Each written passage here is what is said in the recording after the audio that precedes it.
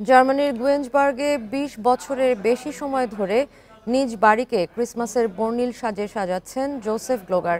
এরই মধ্যে তার বাড়িটি ক্রিসমাস হাউস নামে পরিচিতি পেয়েছে এবং দর্শকদের আগ্রহের কেন্দ্রবিন্দুতে পরিণত হয়েছে। এবার প্রায় ৪৫,০০০ লাইট দিয়ে বাড়িটি সাজানো হয়েছে। পানীয় বিক্রি এবং দর্শকদের অনুদান থেকে ভালো আয় হয় গ্লোগারের।